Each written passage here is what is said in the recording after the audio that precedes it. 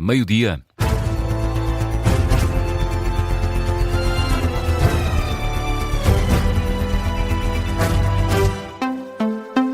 Arranca aqui o Jornal do Meio-Dia com a edição do Miguel Videira. Miguel, suspeita-se de uma fuga de gás. Ocorreu uma explosão esta manhã num café no Seixal e há feridos. 6 no total, um em estado grave que foi encaminhado para o Hospital de São José em Lisboa. A notícia foi avançada há pouco pela agência Lusa e confirmada há instantes pelo observador junto de Isaura Campos, do Comando Subregional de Emergência e Proteção Civil da Península de Setúbal. Isto será fuga de gás sem confirmação.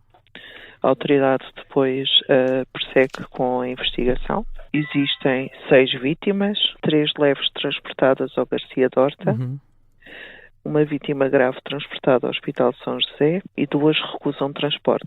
Foram assistidas no local. Temos 12 veículos, 28 operacionais. As informações da Proteção Civil da Península de Setúbal, uma fuga de gás é a hipótese mais provável, ainda por confirmar, para a explosão que ocorreu por volta das 10 da manhã num café no Seixal. Há, como ouvimos, um ferido em estado grave.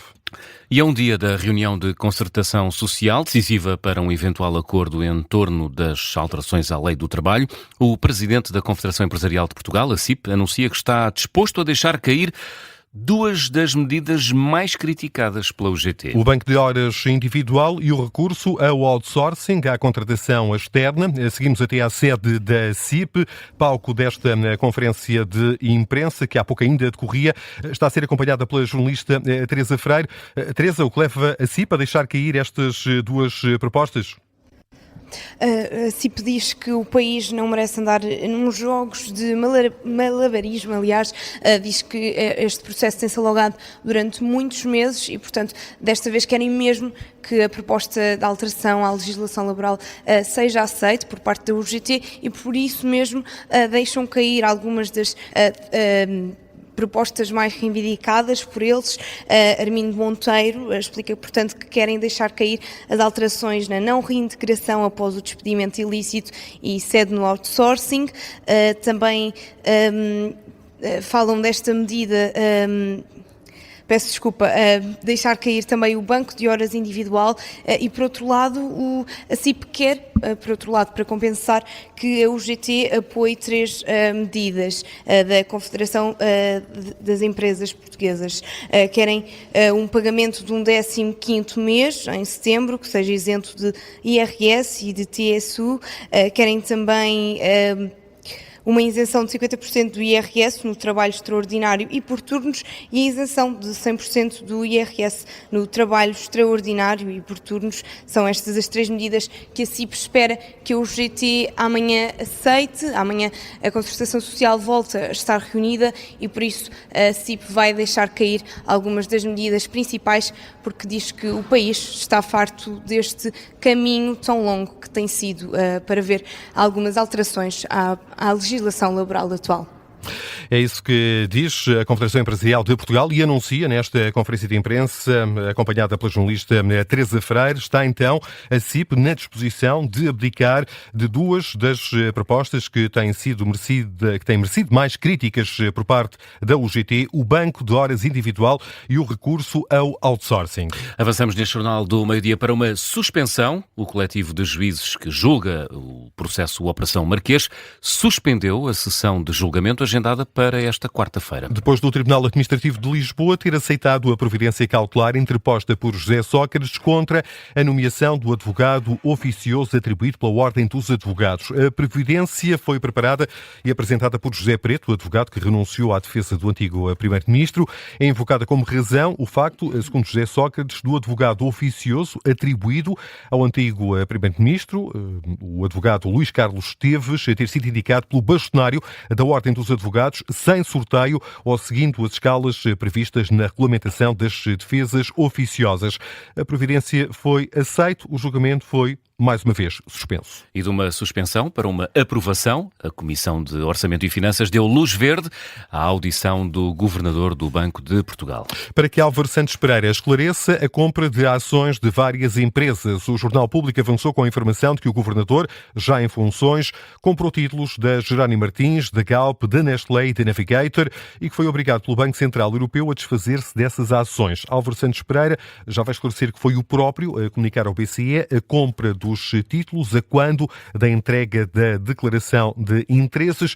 O Parlamento entende que há esclarecimentos adicionais a prestar e aprovou a audição de Álvaro Santos Pereira. E o Sindicato Nacional de Oficiais da Polícia admite que o caso da Esquadra do Rato é uma nódoa na imagem das forças de segurança, mas Miguel acredita que é um caso isolado. A ideia que, de resto, já havia sido defendida ontem pelo Ministro da Administração Interna. Ouvido aqui no explicador, o Presidente do Sindicato, Bruno Pereira, admite que será necessário rever, ou pelo menos refletir, sobre os mecanismos em vigor de controlo interno na PSP. À parte deste caso, que efetivamente é perturbador, não tivemos até hoje nenhuma situação com estes contornos e, portanto, queremos acreditar que, sendo isolado, ainda que tenha uma dimensão e uma magnitude muito violenta, que põe em causa a forma como as pessoas encaram e veem um polícia, é claramente uma nódoa muito grande que vai levar o seu tempo a limpar e, portanto, temos que claramente pensar e refletir sobre que mecanismos é que falharam, as causas que nos levaram até aqui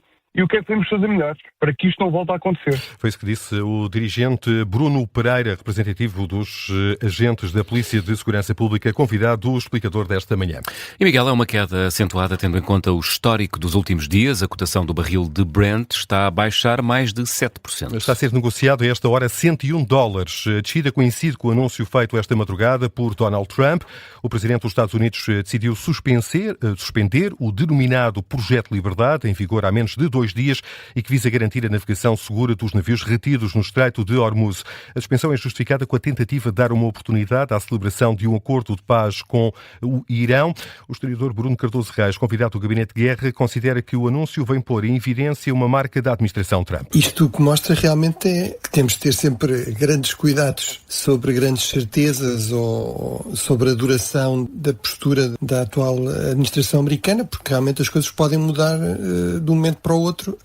Aqui a única certeza que nós podemos ter é que nesta questão do Irão, como aliás em geral, cada vez mais os Estados Unidos costumavam ser, digamos, um pilar da estabilidade e da previsibilidade, um garante da ordem internacional vigente, na verdade são cada vez mais um fator de instabilidade, de incerteza, de imprevisibilidade, enfim, com grandes implicações, inclusive também não só na área da segurança e defesa, mas também na área económica. A interpretação do historiador Bruno Cardoso Reis da decisão de Donald Trump de suspender o Projeto Liberdade. Sobre as negociações com os Estados Unidos, o ministro dos Negócios Estrangeiros do Irão diz que quer um acordo justo e abrangente. Foi o que disse Abbas Araghchi no final do encontro com o chefe da diplomacia chinesa em Pequim, sem detalhar. Entretanto, na última hora, uma fonte paquistanesa envolvida na mediação das negociações entre Estados Unidos e Israel disse à agência Reuters que está para muito breve a finalização de um memorando de entendimento que vai permitir pôr termo à guerra.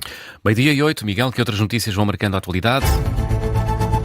A taxa de desemprego desceu para 6,1% no primeiro trimestre do ano, são menos 0,5 pontos percentuais face ao mesmo período do ano passado, mas 0,3 pontos acima em comparação com o trimestre anterior, dados do Instituto Nacional de Estatística divulgados esta manhã.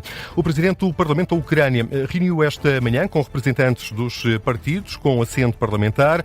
O PCP faltou ao encontro, a reunião que decorreu na Assembleia da República. Estiveram presentes os grupos parlamentares e partidos, com deputado único. O PCP foi o único a faltar ao encontro. O Presidente do Parlamento da Ucrânia está hoje de visita a Portugal. Vai discursar, de resto, às 3 da tarde, na sessão plenária na Assembleia da República. Miguel Videira e o Jornal do Meio-Dia.